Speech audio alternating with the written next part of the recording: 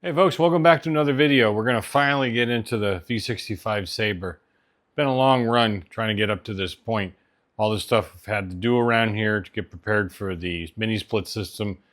But I'll show you that real quick first. It's all up and running. Works fantastic. All right folks, so this is this mini split. It's a TCL brand inverter mini split, 18,000 BTU. And it is fantastic. I'll show you the outside unit here in a minute. This sucker works great. I chose an 18,000 as opposed to a 12. This would be 1.5 ton and the 12 is a 1 ton. Not just because of the size, and this is all insulated now as much as I can get it, even the ceiling, but because of recovery. You know, when I got to open up the garage door to bring a bike in or take a bike out, that sort of thing, we want to be able to recover really quick. And with the extra horsepower here, we're able to do that. The guys that put this in yesterday were fantastic from Veteran Air. The gentleman's name is Victor, first name. The lead tech, he said he's one of the two master or senior techs that company has. You want to talk about attention to detail. I thought I was anal. He's exceeded my expectations in regards to attention to detail. And this thing works fantastic. I got it set at 80 degrees right now. It's like 75 in here. I mean, this thing is just crazy. Of course, I don't know how accurate this is, but that's the only thing I got right now. I picked this up down the road a few years ago at a yard sale, and it's kind of cool, but more than adequate. And yesterday afternoon, when it was like 2 o'clock, 3 o'clock in the afternoon, just after they finished, I had this thing on, set at like 82. And it was more than adequately cool to work in here. So I'm like, holy cow, this is going to be a game changer. Now, it does come with some trade-offs. I have to use the man door more. And the mill being in the middle of that spot, or over close to it at least, is a little bit of a challenge. I'm considering moving this a little bit that way and out, if I can. I don't even know if I can do that as far as space goes. I got 12 pounds of crap stuffed in a 9-pound bag here. It's just the way it is. So I'm trying to make the most use and the most efficiency as far as the space I have available. And so we may just have to move this somehow and get a little bit more access to that man door. I can get it out of it, no problem, but it is a little bit of a squeeze. So yeah, fantastic. I'm real happy with it. We got to get moving here though. I can't spend a lot of time on this because I've got to get on this. Because I've got other things coming in as well. This is going to go on and off the lift. This is not going to be a contiguous job, and it's going to take a long time. When we go over this a little bit later in this video here, I will explain what I mean by that. But I've got a CB750 coming in sometime, apparently an unmolested one this time. What a treat that's going to be. And also a Valkyrie, which I'm not going to film any of the Valkyrie. That's not going to, I've already got enough Valkyrie crap on the channel. The CB750, I don't know yet. I wanted to go over it at least with you in this video, show you the challenges that I have on this right now, because, you know, it's one of these things where 20 feet away it looks great, and 2 feet away, not so much. Anyway, let's go outside and I'll show you this part of it real quick, and then we'll get back to that. All right, so here's our outside unit. Now this, he told me yesterday afternoon, he said, hey, we shot some spray foam in there and I put some tape on it because I don't want the critters to get into it while the foam is drying up. So he said, tomorrow just take tape off and then just trim that back with a razor knife and you're done pretty much. And he said this is paintable, so I probably will paint it the color of the house. You can see that the condensate drain is actually PVC. Now that comes out of the evaporator unit. Oh, I don't know, about when you bend it over that way and it consumes some real estate in that curve, about right here it ends. Now typically you'd put another soft line on that. What he does is he takes a much larger PVC piece, which is the same as this. What is this, 3/4 inch, I guess? Takes that and shoves the whole plastic part inside the PVC pipe and then tapes it up with that wide black tape. And he said the reason why he does that is because he doesn't want to go from a already fairly small ID to a probably even smaller or a longer run of the same smaller size for drainage. He said the head unit in there, or the, what do you call it, the evaporator unit, does not have a float switch on this particular model. So he wants to do everything possible to make sure it's draining and not backing up and overflowing. Hence, this is why it looks weird, because this is at an angle for drainage. When he starts putting it up, and I'm thinking to myself, man, that looks like it's leaning, kind of weird looking. But then I said, oh, wait a minute, he's doing that for drainage, and sure as hell, that's what he's doing it for. He wants that water to drain and keep draining, and I really appreciated that, because since it's mounted over my lathe, I wouldn't be too happy with water dripping all over everything. Okay, on with the show. Let me go ahead and get this up in the air and the sides dropped, and we'll go ahead and take a close look at it, and I'll give you the idea of the plan, because I've been thinking about this for a while. Okay, so first things first. This is a little misleading that it looks like it's all together, because I've had this apart already. You probably figured that out because things are not lining up exactly right. And there's no bolts up here in the front for the fuel tank. Before we did our trip up to the Northeast, obviously I picked this up like a little over a month ago, and it wasn't too long before that I went ahead and looked in the tank and saw that it looked absolutely horrible. The tank was so rusted inside of it and so much crap that I was like, I don't even know if I can save it. Now I have it mostly done. I set this thing up with Evapo-Rust, pretty much killed the remaining of my Evapo-Rust 5-gallon pail doing it. It got most of it out. It needs an acid hit now, like with Ospo or something, which I'll do at a later time, and I'm pretty sure I can save the tank. I'm gonna go ahead and take the seat off and the tank, get it out of the way, and I'm gonna show you some stuff inside there. We're gonna go over a plan here. The way I work on these things, I sit here and kind of look at it for a while, because I really don't know what I want to do, because there's so much to do. You know, it's a thinking thing. I will literally stand here and walk around it and think about it for quite a long time. And I want to get everything in my head as far as planned out what I want to do in the order I want to do it before I even start doing nothing. Okay, tank's off, obviously side covers, and you can get a really good glimpse at the problems with this. Now, here's what I was told, and I think this is probably pretty accurate. This thing been sitting for 10 years. I just come across this old registration inside the side cover where they have a little pouch, you know, for the owner's manual. So this thing was last registered. In fact, it expired late in 2012. I also like to look at the DOT date code on the tires. This one is the 32nd week of 2000. The front's about the same. So this thing has 25-year-old tires on it.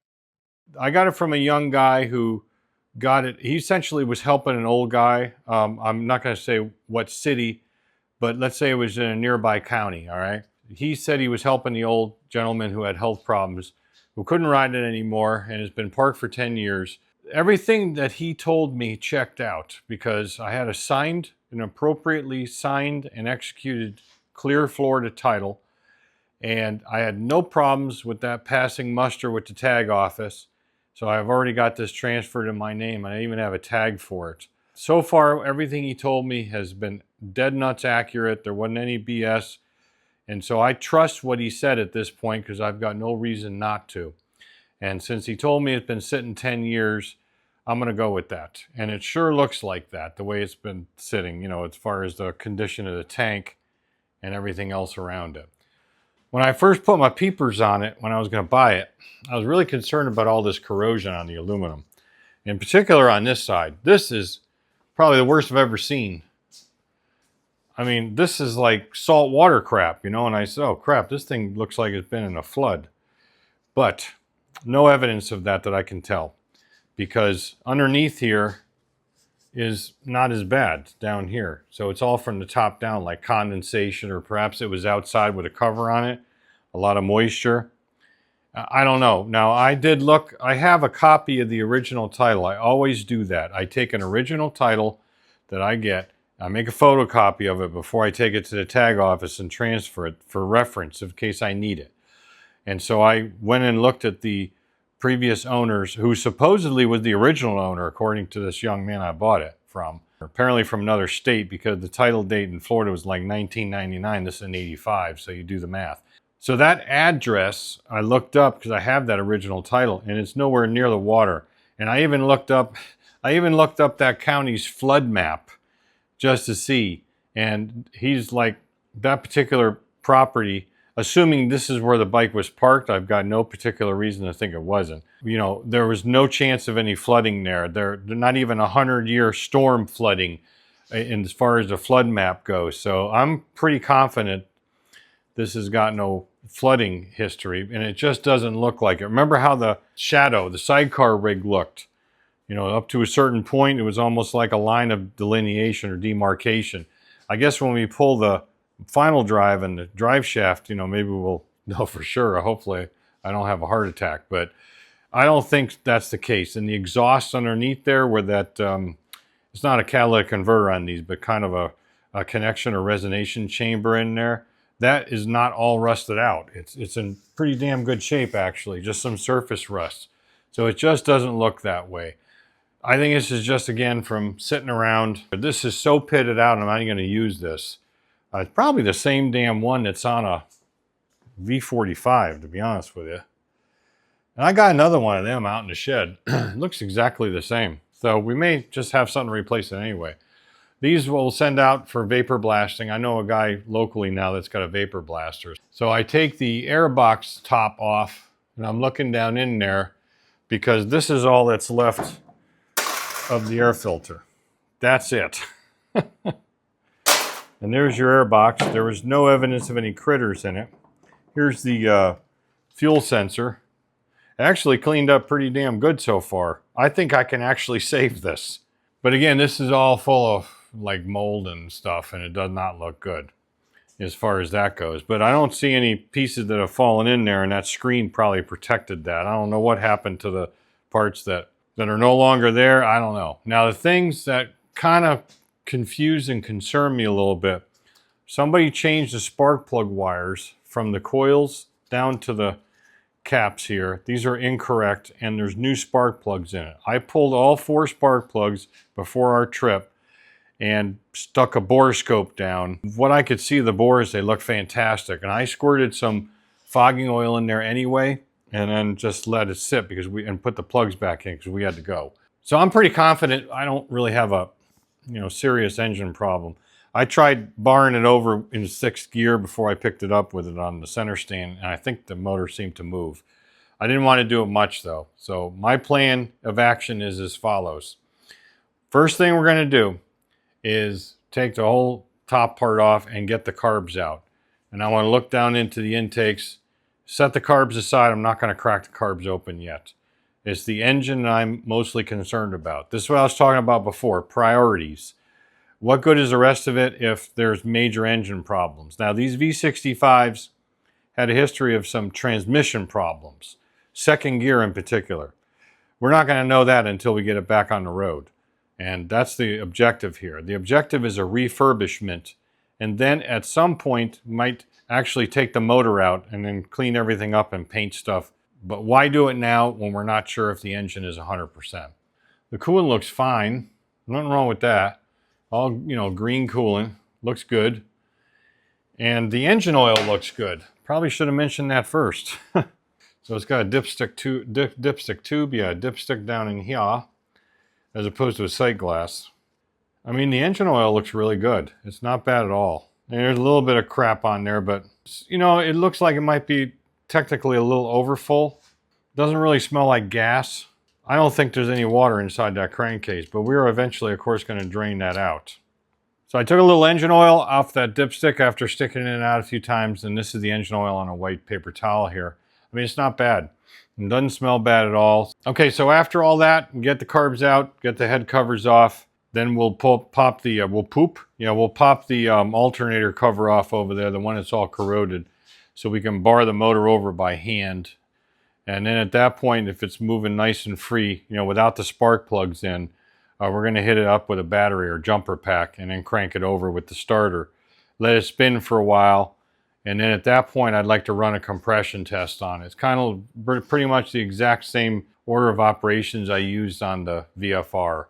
And on the VFR, we found number 2 cylinder was a little low on compression, but it cleared up with a valve adjustment. That's what I want to do. I want to establish overall engine health first. There is a ton of detail work to do on a bike like this. The fuel lines, I mean, I'm pretty sure that's the original Honda fuel line, that orangey reddish stuff. That looks like the original petrified fuel line. Probably should have taken it outside and pressure washed the son of a gun before I disengaged anything from it, but too late. So let's move on with that, and then we'll catch you up when we get to the point where everything's off here. Or I'll probably bring you back when we go to take the carbs off. I read the procedure on it. Unlike the Magna that says you got to take carbs out the right side, this one, and like the Sabre V65, says you got to take them out the left side. And you don't have to disengage all this crap up in here for the crossover tubes or any shit like that. Let's see if that holds true.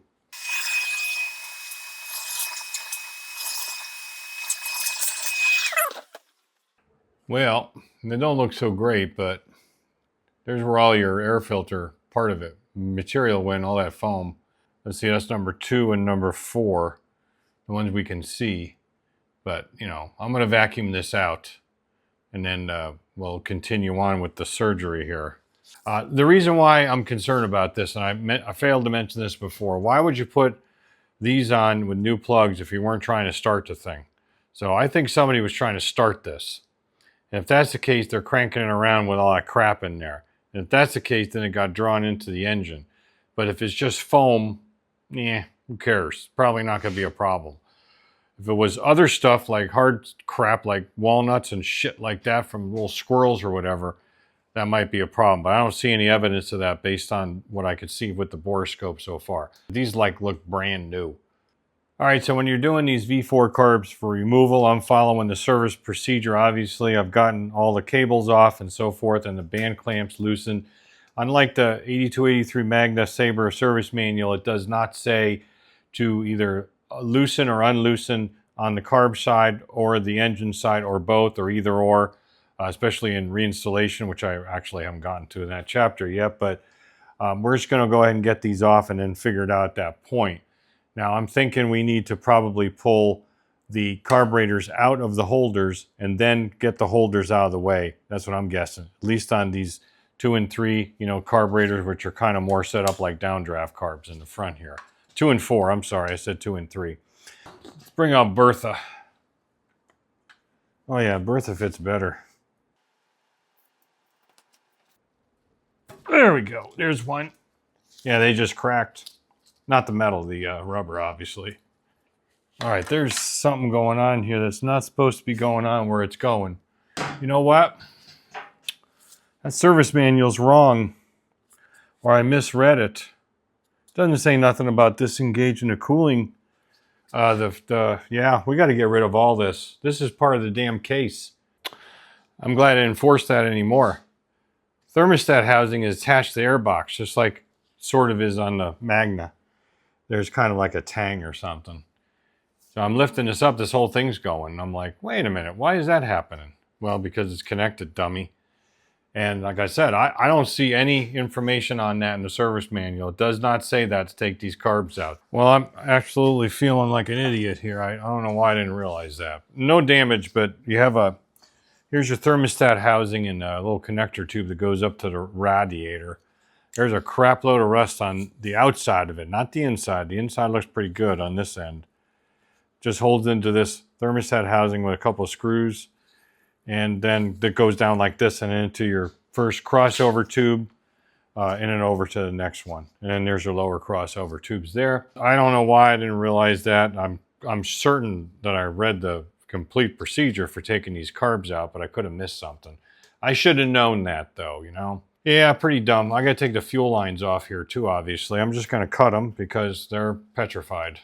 Yeah, that T is like moving back and forth. It's moving radially, moving laterally. And there's no question that the O-rings are blown out in that. We may be making aluminum tees for this. I'm not sure if I want to just even buy them. Hell, I make these tees all the time. So if it's got plastic tees in it, we'll probably just make aluminum ones for it. But let me get those out and stop being stupid, making dumb mistakes. And then we'll go ahead and we'll get these carbs out. Take a look down them carb holders and see what the intakes look like. All right, this is the fuel. This is the only fuel inlet rail. On the Magnas, it's a T. You know, they have one on 2 sets of carbs. So one for would be 1 and 2, and then one for 3 and 4. And so the thing is, this one doesn't have that. It has a fuel rail that goes, this is the main T, and then you just have connectors between the next series of carbs that are in the same line. So I'm looking at it going, where's the other fuel line? I'm used to having two fuel lines with a T that goes into it. It's underneath the carbs and the magnet. You set all that up before you put the carbs in. And then you just got to run, to that T. But that is, whoops, I don't mean to kick you. That is not the case on these suckers. So now we should be able to lift her up now that I'm stopping to be stupid. Fucking moron, I swear to God. I do dumb things sometimes. And there we go. He's coming out.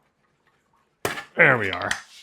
They are just really, really stuck because of the fact that they're petrified. Well, this damn heat shield does have a screw. You can only get at it with the radiator out. Again, I don't see any mention of that, taking a radiator out in the service manual to take these carbs out. So I'm just going to try to follow that, even though I keep screwing it up, which, is pretty much my modus operandus. I know you've been on here for 1,000 years, but there it goes. Got the head side on that one. Fine with me. I just want them out of the stinking way.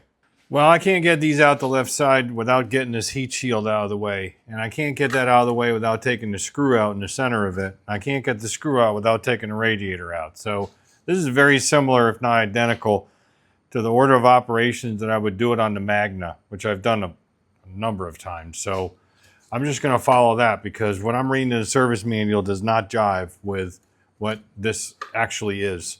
Because there's just no way to clear that with the with that heat shield in place. It's just hanging up on the other side there. So I'll try it one more time, but I can't get it off. I don't know what the hell they're talking about in the service manual. You just take them out the left side once you clear the cables from their little bendy things in here, which I've already done. I'm just going to do it the way I'm familiar with doing it on another V4 and other V4s. It wasn't too painful. It's fairly painless getting the radiator out. Should come out pretty easy now, and it does. I'm not going to go into these in great depth, like I said. We're not going to.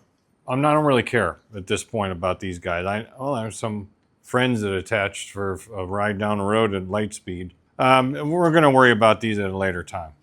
I'm more concerned with the health of the main engine. Again, priorities. And as far as the radiator goes, I'll show you that real quick. There is a little rust around the bottom. It could be just from water accumulating. Whoops, like that I just spilled on the floor. And some up here. A couple of dings onto the fins, but nothing terrible. I may send this out if I can find a place locally. There ain't too many radiator shops left, if any. They're gone. But if I can find one, I may send this out and have it tested. At least give me assurances that it's not leaking. I don't have a way to pressurize it and test it, so. All right, I'll dismount you and show you what I'm seeing. And it looks really good, actually. It's number one. Pretty much normal stuff. No rust really at all. And you got just some carbonation down there, kind of like a Coca-Cola. A little carbony. Not too bad. And that would be number 3 I just showed you. Now we're going to do number 2. It looks good. And number 4, which is really hard to get in here and show you, but not bad. So what I was looking for on this was like anything that looked like it was waterlogged or this thing was flooded. There's no evidence of that whatsoever so far. Just surface rust, like I hypothesized before about this, Maybe some salt air, who knows. But as far as it being completely immersed, no, I don't see any evidence of that. Those valves be all rusty and shit. Carbs are not that way either. All right, so next step, I really would like to get the covers off. But just like the Magna, I'm sure you got to get this plastic cover off out of here to get the 2-piece head cover off on cylinder 1 and 3 here. And then we can take a look at the valves and stuff. I'd really like to look at the cams. Let me go ahead and work on this stuff. I'm going to do some vacuuming, cleaning up shit, and then try to get this stuff taken apart. I also got to go cut grass here in a minute. So basically I'm going to have to take a break, which you'll only see as just a split second, but I'll be probably out there a couple hours. So let me work on all this stuff and we'll come back later. All right, I'm back. Got the front yard mowed and trimmed. Went to the grocery store. I'm taking the last one of these bolts out on the rear cylinder head cover.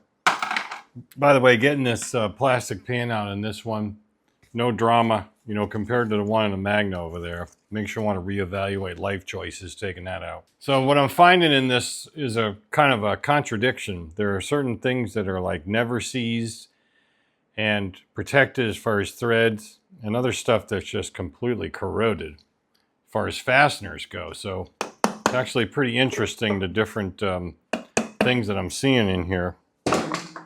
I just can't quite put my finger on why so much is corroded. It must have been stored outside or something, or under a tarp. Because the seat's in nice shape, the paint's in nice shape, decent shape, I should say. You know, the front fender's got that bald spot up there, which would be kind of like if you had a tarp laying over it and the wind was blowing or something. Come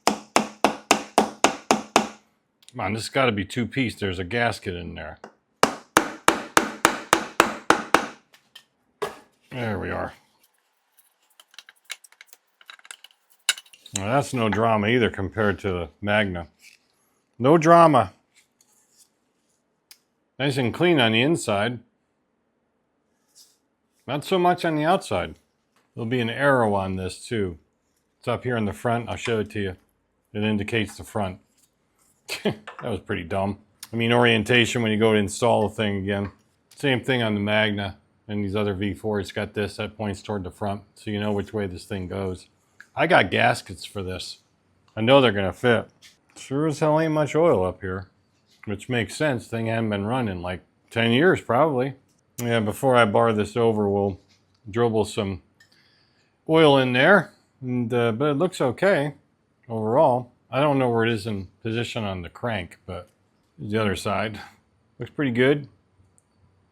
Cams, lobes. There's a little bit of chunkiness on that one. You know, a little tiny bit of pitting. Not always the best thing to see. You know, these things had cam issues allegedly. I don't really believe that's the case. I think it was probably a manufacturing thing where some of them did and some of them didn't. But as far as overall having cam issues on the V45s and so forth, I'm not too sure about that. If you read Mike Nixon's stuff on that on his website called the Motorcycle Project, he kind of goes into that in detail. So I'm going to get the front one off, and then the alternator, I should say the rotor cover over here. I got to put a thing down for the oil. We'll get this off. I got a gasket for that too. And then we can manually crank this around.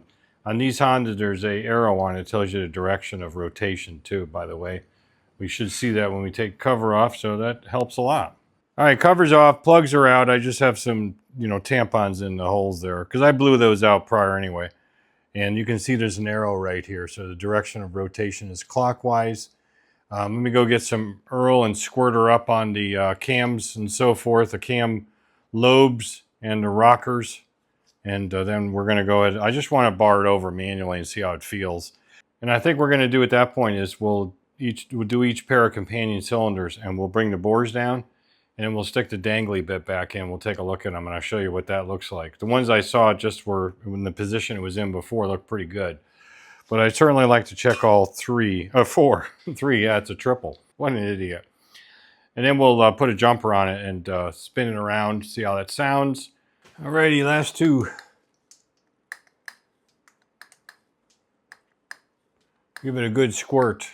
Always good to have a good squirt. All right, verify clockwise. Let's see how she feels. Yeah, so far so good. Feels about normal. Good thing it's in neutral.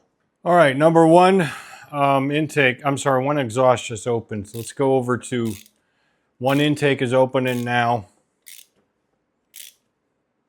So we should be 1 and 3 are down, so let's take a look at those with the dangly bit.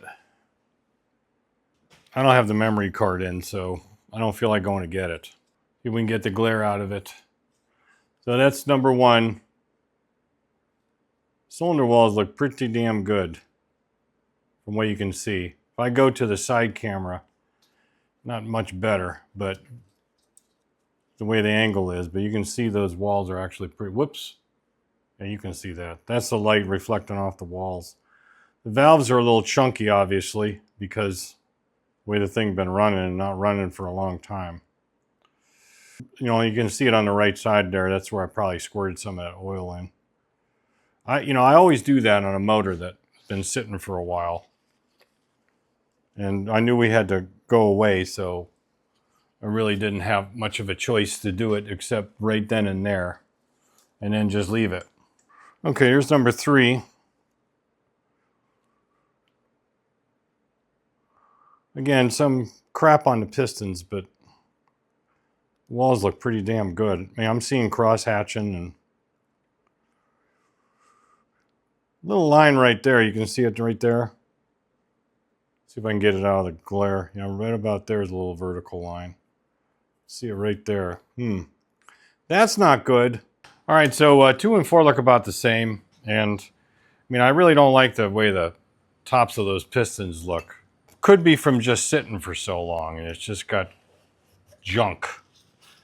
You know, old gas or old oil or something up there. And, you know, you get it running, get it good and hot with a few cycles, and she might just, you know, clean out pretty well, kind of like an enema. It's one of these things where, is it worth taking the heads off? I say no.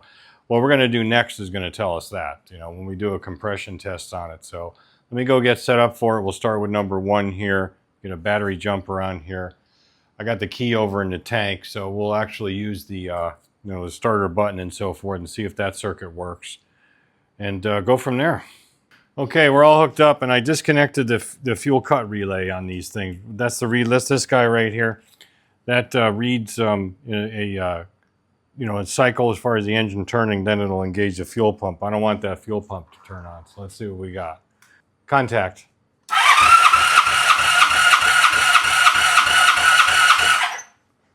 Wow, and of course there is a little oil in there, but that's 170. I only put a little bit of fogging oil in there though, but that's 170 PSI. So, if she's skewed a little bit from the oil, even if it was like 150, that would be fine with me. Let's try number 2 up front. We'll just go in sequence. Okay, numero 2. Contact. Now it won't crank. What the hell's going on? Well, that's odd. Now I get nothing. It just cranked fine with that number 1. Now I get zilch. All right, I'll show you what the problem is. Problem is in the ignition switch. The ignition switch is bad. Turn it on, and I wasn't reliably getting a neutral light. It's getting better now from me moving the switch. But before I had to wiggle the switch to get the neutral light. So what it was either doing is not energizing the circuit to crank it with the starter button, or it was engaging an interlock like it thought it was in gear. Probably the former instead of the latter. But now that I'm getting a solid light, and this switch is obviously problematic, we should be able to do it now. I'm not surprised with this thing sitting for so long. Okay, number 2. Contact.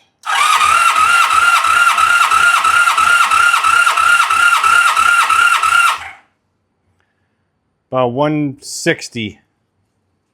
That's got to be the oil in there, most likely.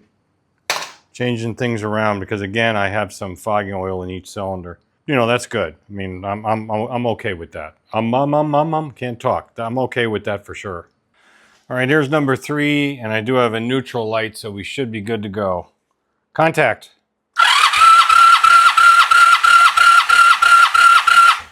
Yeah, that's showing like 185. So again, that's oil in the cylinders, definitely.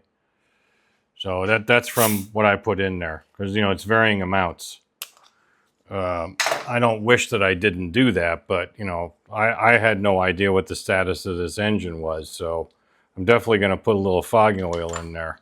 But that's most likely it. Now, if it was like 90 on one of these cylinders, and then you put oil in it and it comes up, then obviously we have some diagnostic data at that point. But I'm calling it good at this stage, because until we can spin this around either for quite a while, A, or B, run it, and then recheck the compression, testing on it, then we're just not going to know. All right, still fired up because somebody forgot to turn the ignition off. Number 4, contact. Yeah, same deal. I mean, very, very high compression. So that's the oil, most likely. I seriously doubt that that is anything other than that. I'm going to have to go look what the stock compression is up on this as far as the service manual says.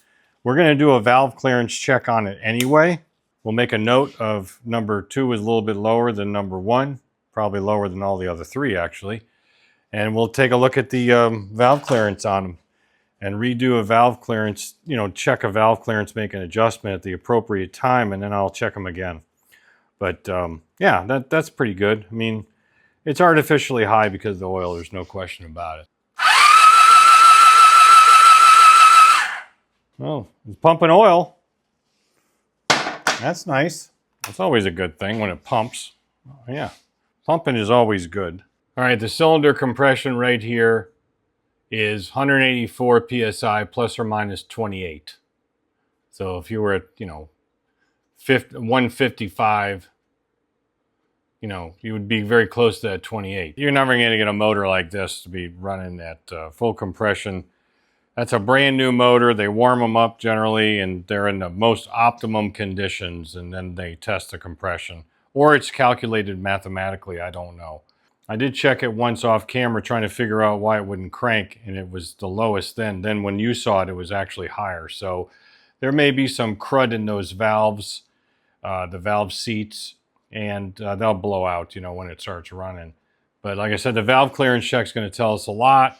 The service manual wants you to do both valves at the same time with a appropriate sized feeler gauge. In this case, on this bike, it's 6 thou for all valves, including the intake and exhaust, so no difference between the intake and exhaust.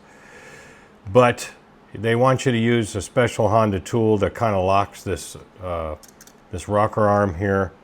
It's dumb, so I'm going to use the Dave Dodge method. I've talked about this before, and on one of these V4s, because it has the common rocker between the 2 valves on each inside the cylinder, intake and exhaust the same. What you do is you put a certain size feeler gauge up between the cam lobe and the rocker, and that gets you the appropriate clearance once you just touch these guys. So it's kind of a matter of a feel, and I'll show you what I mean. In this case, it's a 6 thou clearance. Normally I'd use a 3 thou feeler gauge to achieve a 5 thou clearance, but since it's 6, I'm going to use a 0.09 millimeter or 4 thou. Go up inside here. Going to back these guys off first though, which I haven't done. If you're going to do it this way, make sure you back those adjuster nuts off far enough so you're not getting a false reading. So we'll just get these guys backed off here so we can get a good reading. It takes a little practice to get the feel. Once you put this guy inside there and it's between the rocker, that pad on the rocker, and the cam, the base circle of the cam, then you just bring this guy in one at a time. I don't keep pressure on the rocker. I don't want to throw off any feel, but it shouldn't do it anyway, because what you're trying to do is you're trying to actually seat that that stem of the adjuster down on top of the valve, and just till you get a little bit of a drag here. I'm starting to feel it now. This is where it gets a little bit more tricky, because now you already have some drag. So now you have to kind of feel when the second one comes in, just when it starts a little bit of a drag.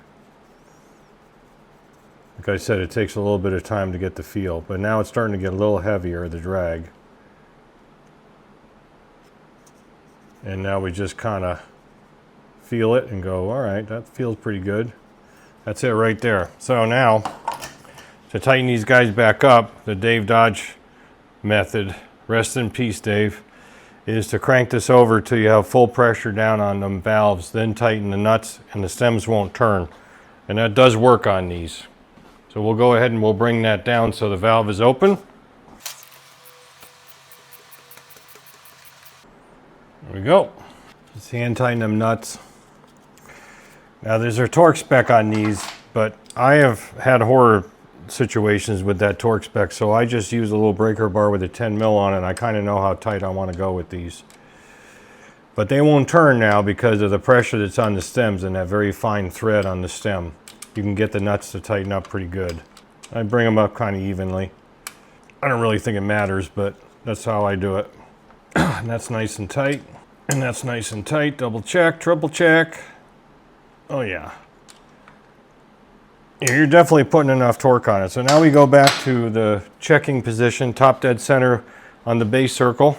So right now the intake valve is closing, so we're actually coming around to that spot. It's easier on the intake valves because you have less rotation, because you're already kind of almost there. So now we're on top dead center, number 2 and 4. Yeah, we definitely got some clearance. I can feel it. I couldn't feel it before.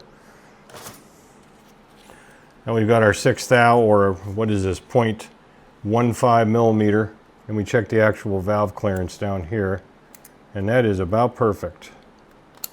There you go. And it's even. See, the whole point of doing it that way is you get it pretty even. There might be a slight variance, but it's pretty even, so I'm not going to mess around with that. I know it's tight, so because I won't be messing with this for a while, we're going to go ahead and I'm doing it on each one. We're just going to dab a little white paint on top of the stems, and then that's it. So I just got to do the exhaust on this side, and right now I'm in a position to check it because we've just come around on the base circle, so we're ready to do that. That's how I do it. Your mileage may vary. The only valves on this bike that needed, or rather didn't need adjustment, are on number 2 over here. They were all perfect on the intake and exhaust side, but number 1 was super tight, and the rest of them were moderately tight. This one was probably the least tightest, but I could get it on one of them, I think, on the exhaust side here, but couldn't do it on the other, so we definitely need to do it. So I'll do that, and then we'll go ahead and recheck the compression test. Want to mention 2 things, the reason this works and benefit of doing it this way, so you can actually get at these nuts to tighten them up. So essentially what you have here is the center line right here is the center of the pivot of this rocker. So it's like a lever. The closest to the lever pivot is the least amount of movement, and the furthest away is the most amount of movement, depending on where you're measuring it. So if we're to go from here to the pivot, it's about halfway where that lobe is. And Dave Dodge calculated it out with that 5 thou clearance. If you use a 3 thou feeler in here, it calculates the 5 thou out here because there is greater movement further away from the center of the pivot, which is right here. So you didn't, in other words, if you put 5 thou here, it might be like 8 or 9 out here. So that's why that works. And it works very well to get at these nuts because it's very hard to tighten these nuts up properly when they're so far up angled toward the cam. When they're compressed down like they are right now, they're pretty much straight up and down. You can get a socket on them, no problem. And a little breaker bar like this or whatever you want to use, torque wrench, etc. So that's why it works, and that's why it's, I think, the best way to do it. And this is the way I do it on the V45, have been for quite a while. And I don't have any problems with that, so I would imagine we wouldn't have any problems with this either. But I just want to mention those 2 things because I forgot them before. All right, I redid the compression test, and I did recharge the battery pack overnight. It was in the yellow yesterday, so it was a little on the low side. Now she's in the green, providing full charge as far as power. This is what we got after the valve clearance check. Number 1 is at 190. Actually, all of them are 190 except number 2, which is 185. Number 2 is the one we did not change anything on. It did not need any change. So these are probably all going to come in about 180 once it starts running and gets rid of any oil that's in these cylinders from that fogging oil. But the service manual number is about 184. So we're going to be running in the 180 to 185 bracket. I mean, this is fantastic. I mean, this thing has got some absolute wicked compression. So, as long as you don't smoke from any valve stem seals that are now torn apart because the thing's been sitting for so long. That's why I cranked it over slowly by hand to start with, but doesn't mean anything.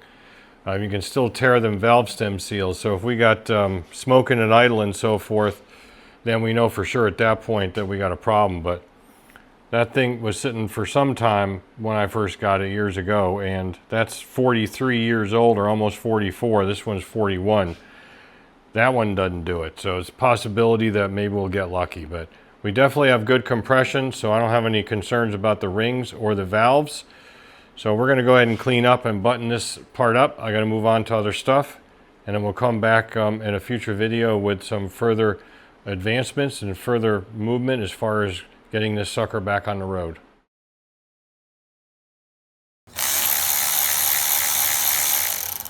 Because You can snap them off real easy too. Maybe, maybe not. And they bend really easy or crush really easy. You can't really do a whole lot of torquing on them. Basically, when you stick your finger in and wiggle it around, and when you hear it moaning, you know it's good. So what happens is once you get this side out on this side, you put this in and then you can push down on that side and it kind of levers it. So you're actually using the pipe itself, you know, within limits, within reason, to kind of lever it out. And I was looking at this thing and realized that this whole back end was twisted this way. All right, this is as good as it's gonna get. Looks pretty damn straight with everything else.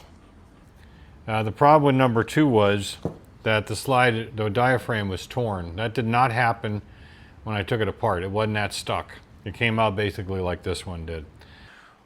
We're gonna replace them all with these. I ordered these from JBM Industries. They make some really good stuff.